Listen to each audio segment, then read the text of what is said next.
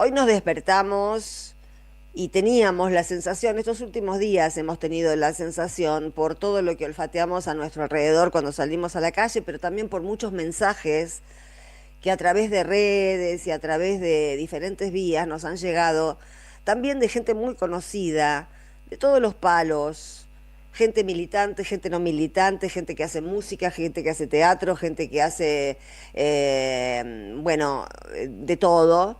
Y que, bueno, se dio esa maravillosa suma de voluntades. Está dada, quiero decir. En este momento estamos bendecidos. No sé si será tanto de la Serna en este programa, pero déjenme usar la palabra, por favor.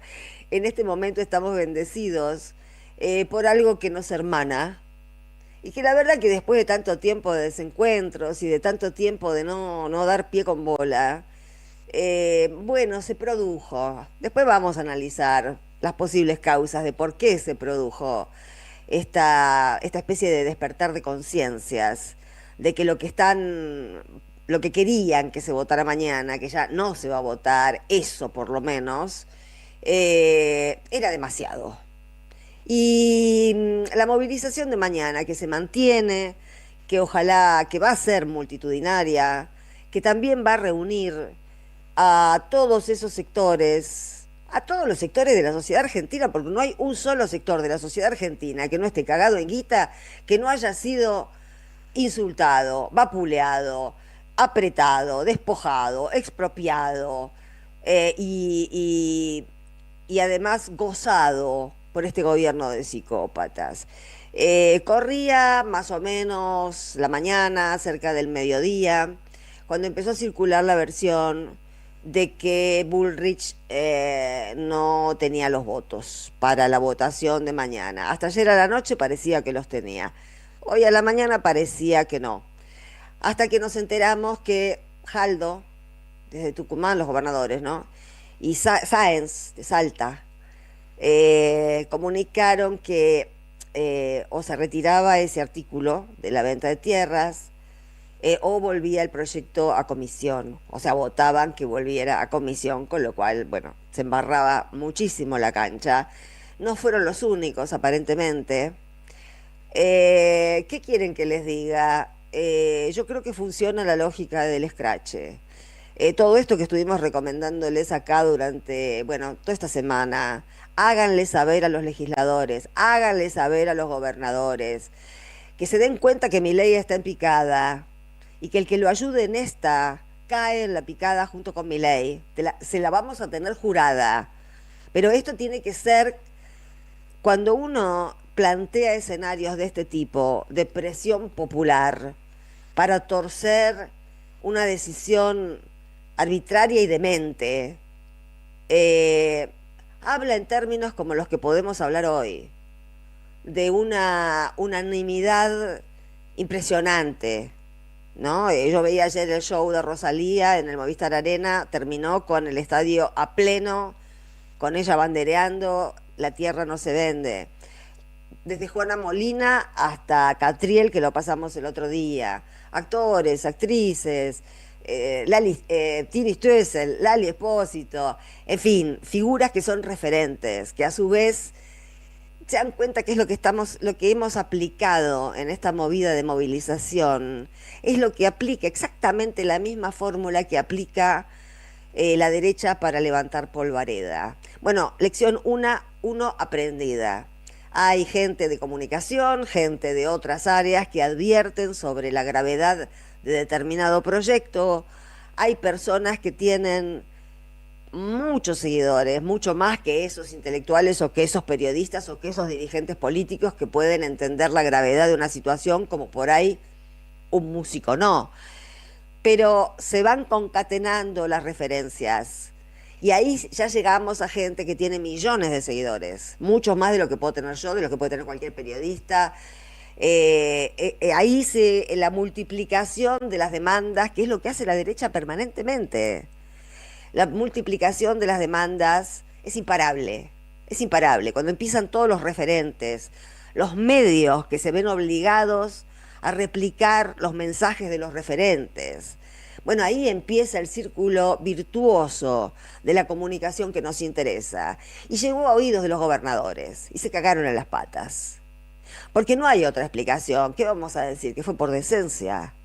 ¿Qué vamos a decir? ¿Que fue porque se dan cuenta de que estaban por cometer un error sin retorno y que lo iban a pagar hasta el final de sus días porque se la tenemos juramentada a los que voten esta ley, a los que nos quiten la Argentina?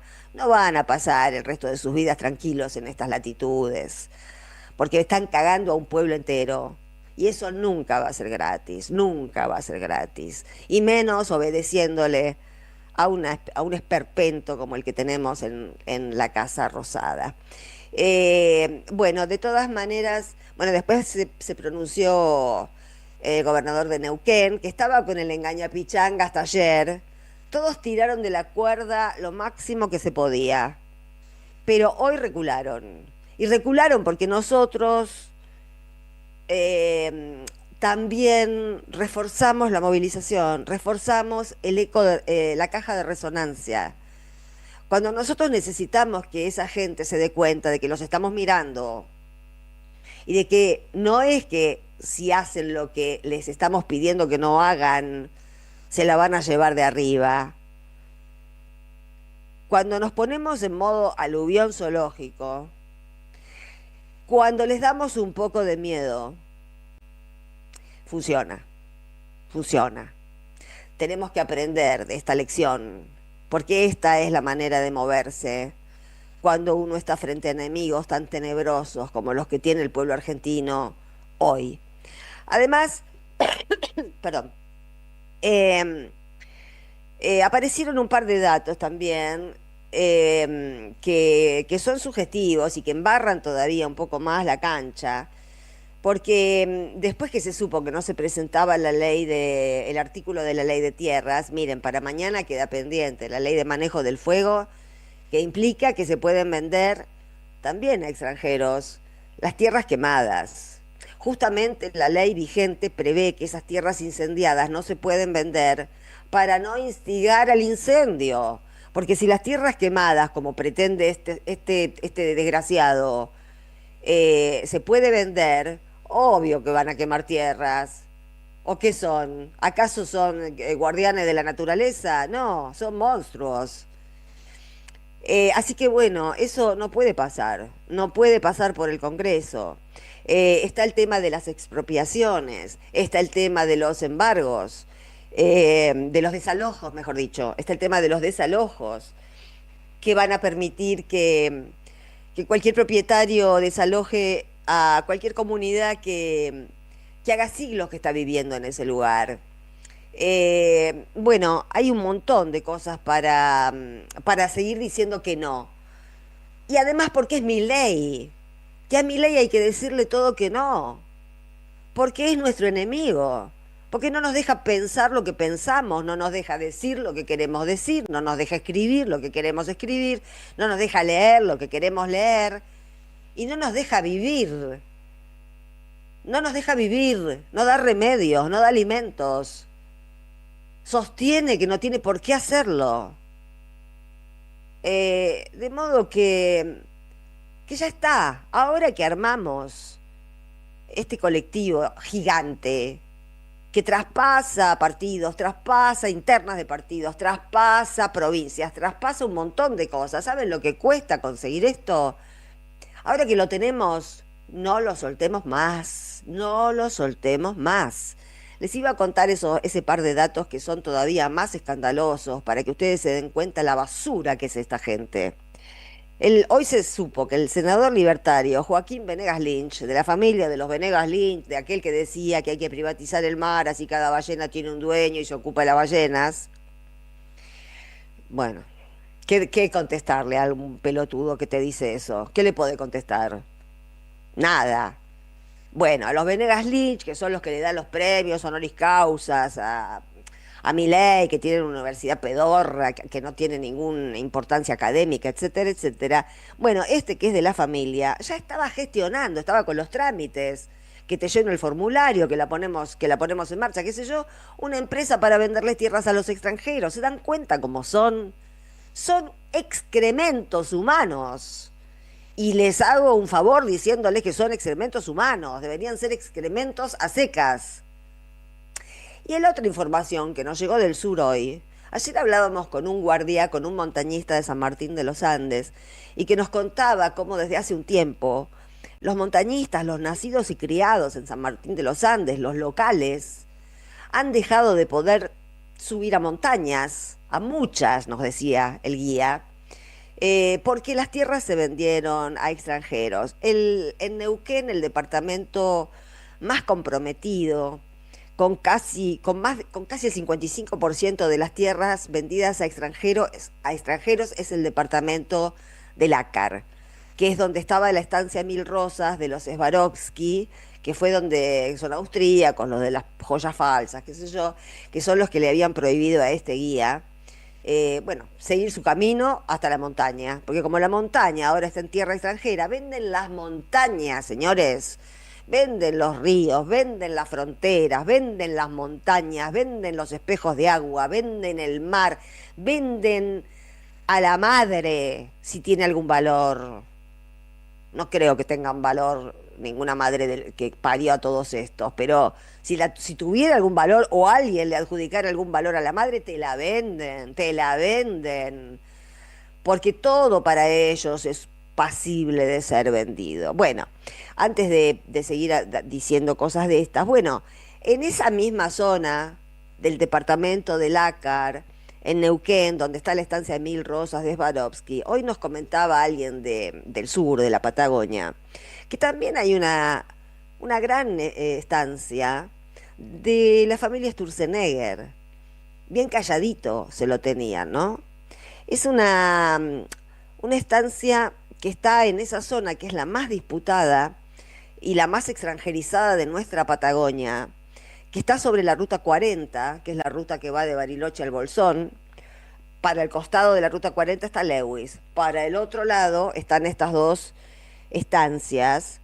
Esa gran extensión de tierra, que es tan grande que hasta incluye partes del Cerro Chapelco. Está a nombre de un primo hermano de Sturzenegger.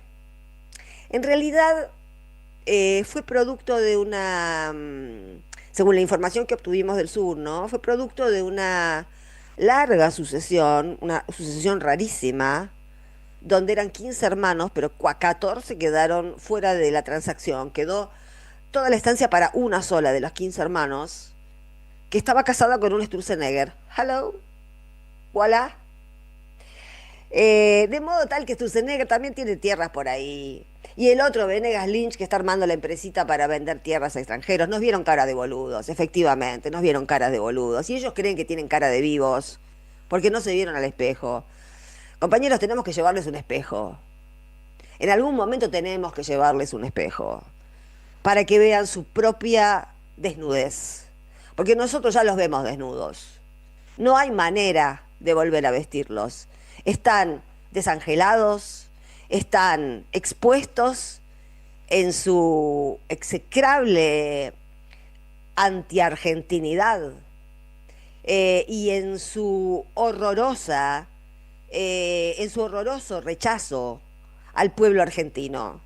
La Argentina no es más que un contenedor de personas que ellos quieren exterminar para venderla. Así que lo que tenemos que hacer nosotros, antes de llevarles el espejo, porque el día que se miren al espejo y vean lo que vemos nosotros, se van solos y se van corriendo.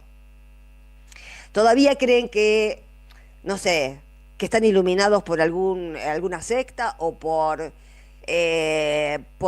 los boludos que siguen creyendo que puede haber alguna luz al final del túnel. Nosotros creo que todos, porque la movilización y la impregnación que tiene esta movilización que va a tomar carne mañana y que nos va a convertir en herederos, en honorables herederos de aquel trapo que decía las Malvinas son argentinas y que nos devolvió en esa visión fugaz, pero en un momento muy impresionante, porque veníamos de ganarle a Inglaterra veníamos con esa carga y fue entonces que vimos ese trapo y fue entonces casi sin control sobre nosotros mismos, porque estábamos exhaustos de los nervios y de la emoción, fue que vimos ese trapo. Las Malvinas son argentinas.